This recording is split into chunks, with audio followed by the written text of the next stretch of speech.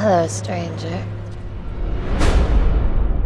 Natalie Portman sauntered into Closer, wearing a synthetic pink bob and a sly smile, and the pop culture hasn't recovered since.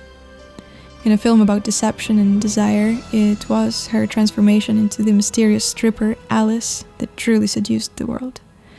Even if you don't recall every twist of Closer's love quadrangle, you sure do remember that wig, a perfectly coiffed neon pink shock that has lingered in the zeitgeist for 2 decades. How did a 23-year-old good girl ingenue manage to create the most exciting, arousing, and haunting film siren of the 2000s? And more importantly, what's her secret, her beauty blueprint, if you will, and what can the rest of us learn from it? Hold on tight, we're just about to find out. Welcome.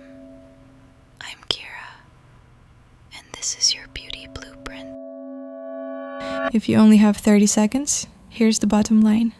Natalie Portman's turn as Alice in Closer is a masterclass in contrasts. She seduces by pairing a bare-faced, childlike innocence with explosive bursts of provocation. Good girl and bad girl all in one. It's all about the art of transformation, a natural, youthful glow by day and a high-voltage alter ego by night. But if you'd like a full explanation, the how and the why behind this mesmerism, follow me.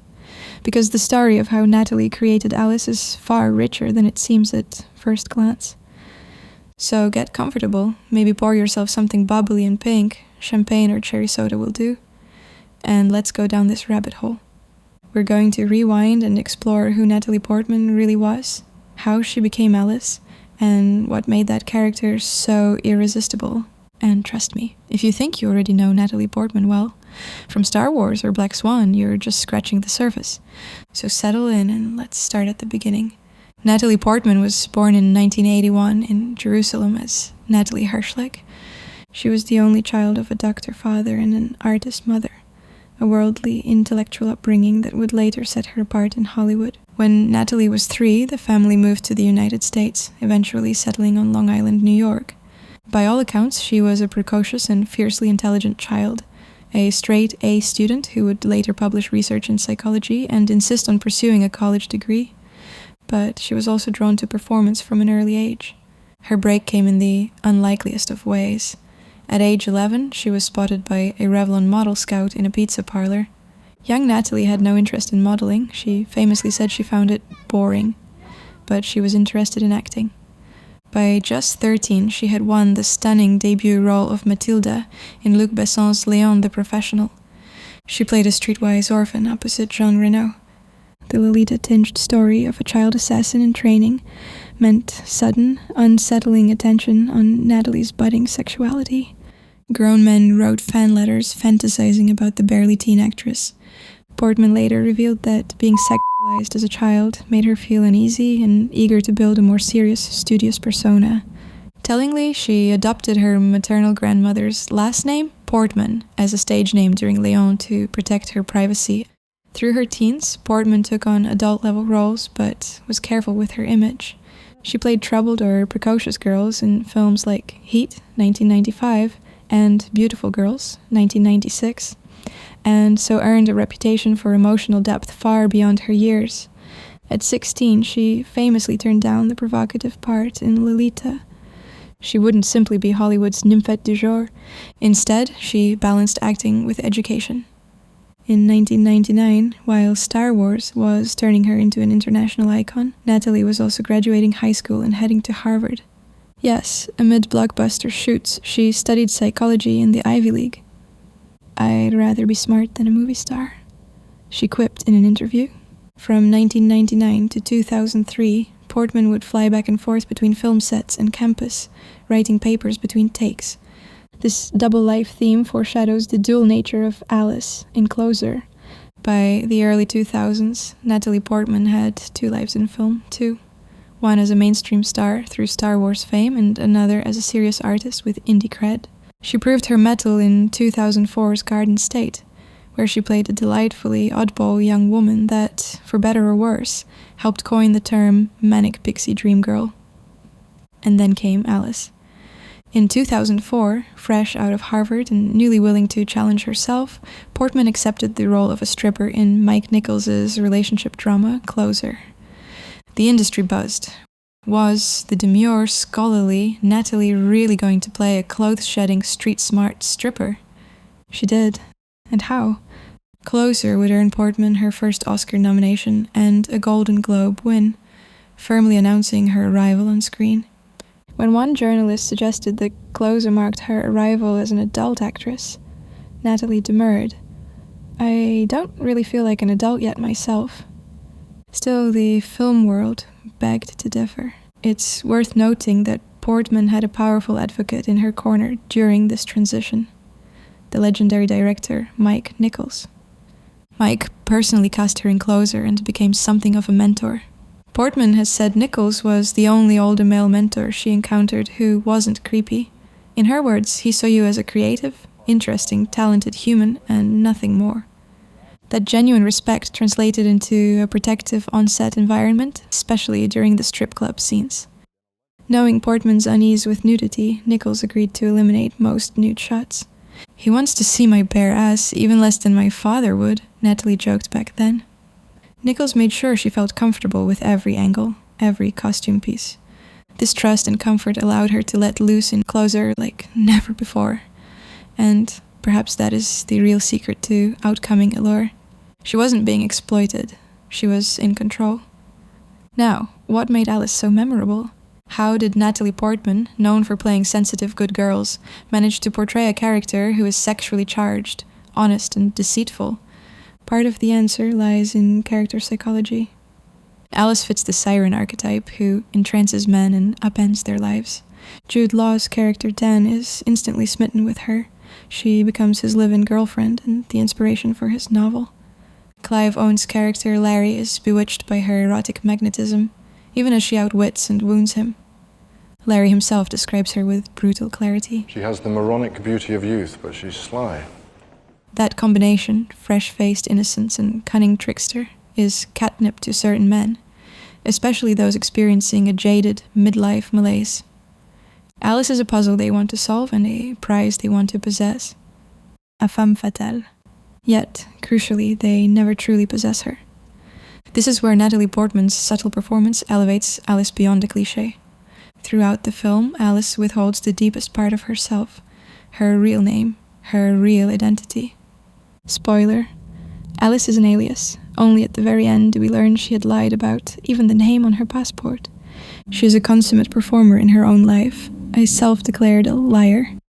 Lying's the most fun a girl can have without taking her clothes off. She purrs to Larry. But it's better if you do. Lines like that, delivered with a wink, encapsulate why Alice is so hypnotizing. She's a playmate who invites men into a conspiracy of sin. And yet, ironically, Alice is the one character in the film who speaks the plain truth about love. When Dan confesses his infidelity, whining that he couldn't help falling in love with Anna, Alice snaps back. There's a moment, there's always a moment. I can do this, I can give in to this, or I can resist it. In other words, you choose to betray or to be faithful. She cuts through Dan's self-serving narrative with the clear-eyed wisdom of someone who's been hurt before.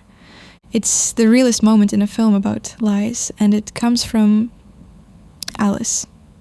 Paradoxical as it sounds, the compulsive liar is also the story's truest soul. As one analysis noted, Alice is emotionally honest in a way the others aren't. She wears her heart on her sleeve, even while hiding facts about herself.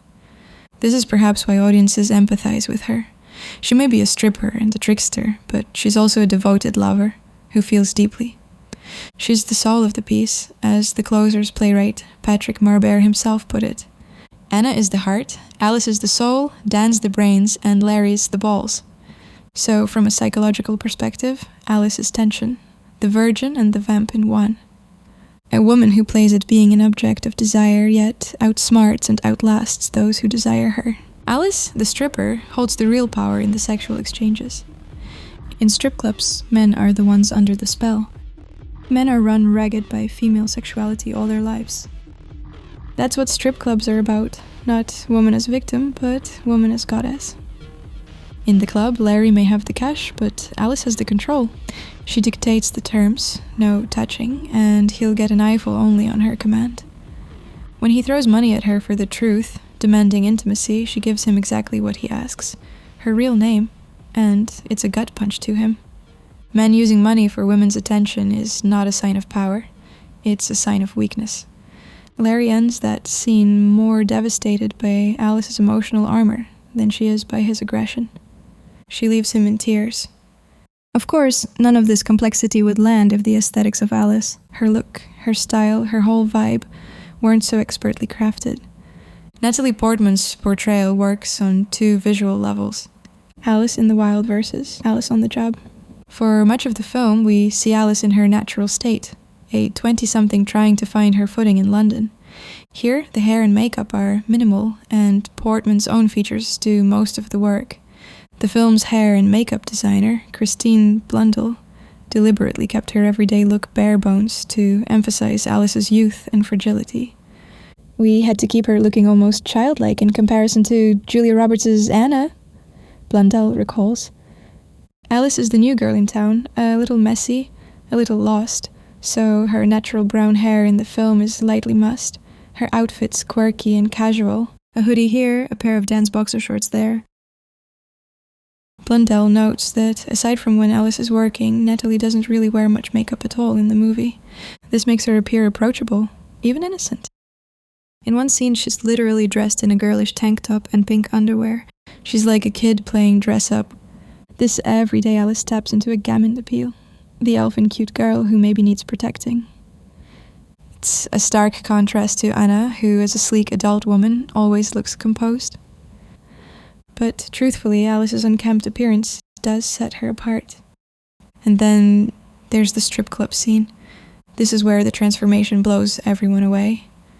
When Alice steps out under the neon lights, she becomes a curated fantasy of feminine wiles. The femme fatale. The centerpieces are that pink wig and the matching candy-colored makeup. Fun fact, the wig wasn't some $1,000 custom creation. It was a cheap nylon party wig that the stylist picked up in London. Very, very cheap. You buy them off the shelf, she says. It's sold by Smithy's, a popular mass-market brand. In fact, they tried other colors. Blundell recalls testing a white wig, a blue wig, but the hot pink bob felt really good for her character. Costume designer Anne Roth specifically wanted a vibrant wig to signify Alice's on-the-clock persona at the club. And it wasn't just meant to look cool, it actually serves the plot. When Alice dons that wig, she's putting on a disguise that paradoxically allows her to reveal the truth. As the Marie Claire feature on Closer noted, Alice only shares her real name once, when Larry visits her in the club, and she can only do so when she hides under her disguise. The pink wig is like her armor or her magic cloak. Under its bangs, she's not sweet little Alice anymore. She's a fearless alter ego who can confront pain without flinching. Blundell saw it as Alice having a game with herself by that point. She doesn't care who she's upsetting along the way because she's on her own. That's what's so heartbreaking about the whole thing. Indeed, by the time Alice goes full bombshell, Dan has broken her heart, and she's effectively alone in London. The strip club look is both her revenge and her refuge, and it's noteworthy that Portman and the filmmakers chose not to show Alice fully nude. She bares her body tantalizingly in a glittering fuchsia G-string and a tasseled bra, teetering on Perspex platform heels, but there's always something left to the imagination. Blundell noted that the entire stripper look was conceived as a mask Alice puts on to protect herself. The audience, just like Larry, is mesmerized by this ultra-feminine apparition, yet unable to truly get at the vulnerable girl beneath. That tension between display and secrecy creates incredible erotic charge. No wonder that, even years later, style editors gushed that the look made hot girl history. Let's talk makeup specifics for the club scene, because it's a fascinating part of Alice's beauty blueprint. Throughout Closer, you hardly see a stitch of makeup on Natalie's face, until this moment. Then it's like someone opened the toy box and went wild. Blundell reveals that she went full throttle with pink.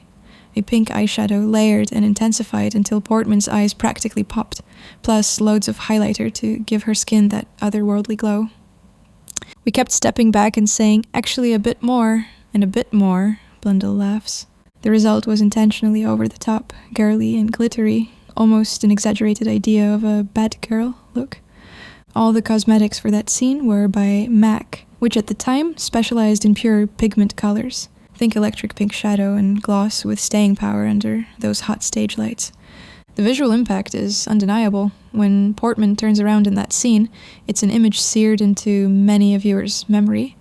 It's also an image that says, I know exactly what effect I'm having on you. Alice's makeup is her war paint. Now, at roughly this point, you might be secretly wondering, could I pull off something like that? Maybe not the heartbreaking love quadrangle, let's hope not, but the look, the effortless gamin by day, the sultry chameleon by night. Well, keep watching, because next we'll break down a quick beauty blueprint for channeling Natalie Portman's closer persona, with a few products you can snag today. Yes, including a certain pink accessory that might just become the life of your next party. Let's start with Alice's daytime innocence. You want fresh, dewy skin and a touch of barely even there makeup. Opt for a lightweight, sheer foundation or tinted moisturizer to let your natural complexion shine through. Portman's real skin, freckles and all, were visible in the film. A dab of cream blush on the apples of your cheeks can mimic that youthful flush. Nothing too contoured or sculpted. Keep the brows soft and the lips hydrated with just a clear balm or a subtle pink tint. The idea is an I'm not trying too hard natural kind of beauty. Blundell deliberately left her face bare to keep Alice looking skittish and young. Maybe dot a bit of concealer where needed, but let the skin show. That hint of realness is key to the Alice's daytime vibe. Next, for the nighttime alter ego, it's all about that dramatic, candy pink, campy glamour. The hero item is obviously a short pink bob wig. The brighter the pink, the better. You don't need to invest in anything pricey.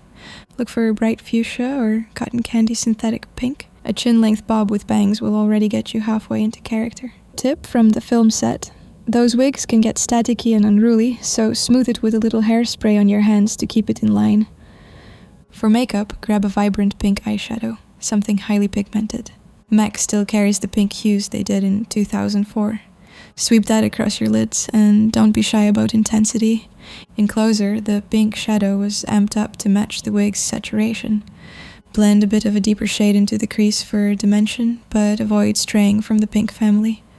This isn't a smoky eye in the traditional sense, it's a pink overload. Then add black eyeliner, a sharp wing or a smudgy line, whichever you prefer, and plenty of mascara. The contrast will make your eyes pop from behind the bangs. A generous dusting of highlighter on your cheekbones and temples is essential to get that ethereal sheen Alice had under club bulbs. Christine Blundell literally layered loads and loads of highlighters on her face for that. You can achieve this with a pearl or champagne-toned highlighter. Apply it where light would naturally hit. High cheeks, bridge of nose, maybe a touch on the cupid's bow. Finish the look with a pink lip. The key is staying in that monochrome pink palette so that your whole face coordinates around the wig. When you're done, you should feel like a doll that's come to life, which is exactly how Alice is styled in that pivotal scene. If you're really committed to the full Alice vibe, you could even seek out a fun fringe-trimmed lingerie top or some clear acrylic heels as a tongue-in-cheek accessory. Most importantly, carry yourself with some confident playfulness. Shoulders back, chin up, that little knowing smirk. Your alter ego can be incredibly empowering. You can be a sweetheart in the streets and a siren in the sheets, or the dance floor, and both are authentic sides of you. Well, it's been over 20 years since Closer hit theaters, and Natalie Portman's portrayal of Alice still stands out in filmography. The role marked a turning point for Portman. She proved that she wasn't going to be boxed in as the perfect good girl or the cerebral Ivy League actress who avoided risque parts. With Alice, she showed she could throw herself into complexity, be messy, be sexual, even be unlikable at times, and still hypnotize. It opened the door for her later daring roles. She would go on to shave her head on camera in V for Vendetta shortly after, and of course to push herself to physical and psychological extremes in Black Swan, which won her the Oscar. But many fans will argue that Alice in Closer remains one of Natalie's most unforgettable turns. She's not a caricature of a stripper. She's a fully realized young woman who, by the end of the film, reclaims her independence and her identity. Fittingly, the final shot shows her striding confidently through New York, wigless, back in her own skin. Culturally, Alice's pink wig lives on as a symbol of feminine allure, and if you zoom out, that candy-colored bob doesn't appear from nowhere. It belongs to a longer, flirtatious lineage. Vogue charts it from Brigitte Bardot's coquettish rosé bobbed wig in 2 weeks in September, to Kate Moss's fuchsia phase, and onward to Sofia Coppola's flamingo pink updo in Marie Antoinette, proof that pink toggles easily between romantic fantasy and counterculture bite. From Bardot to Louis Vuitton's runway to Portman's neon alter ego, pink hair keeps returning because it solves a paradox. It makes innocence screaming loud and danger prettier. And now, whenever a celebrity or influencer dons a candy pink bob, comparisons to Portman in Closer inevitably pop up. The aesthetic, equal parts adorable and erotic, has influenced music videos, fashion editorials, and countless costumes. But beyond aesthetics, Alice taught a generation that being sexy isn't about conforming or pleasing others. It can be about wielding your sexuality on your own terms, even weaponizing it if needed. Remember, Alice left both her lovers reeling and walked away with her head high, set to the strains of Damien Rice's The Blower's Daughter as city crowds parted around her. In a movie full of people behaving badly, she somehow remained the poignant heart. In the end, Closer resonates because it reminds us that beauty is most compelling when it's complicated, when it has a story. Alice's smoldering eyes and pink hair were exciting. Yes, but it was the woman beneath it, with all her secrets and wounds, that made everyone fall in love for ages to come. That is the beauty blueprint we can all take home. Nurture your mystique, your dualities, and don't be afraid to transform yourself when the moment calls for it. Why not? As Alice might say, lying, or styling in this case, is the most fun a girl can have without taking her clothes off. Well, you know the rest. And with that, we conclude this deep dive into Natalie Portman in Closer. So the next time you need a little inspiration to break out of your shell, remember, Alice, be a little bit bad and toss on a killer wig. After all, the world remembers the ones who dared. Oh, and do please like and comment and subscribe. I dream of the day this channel isn't a secret any longer.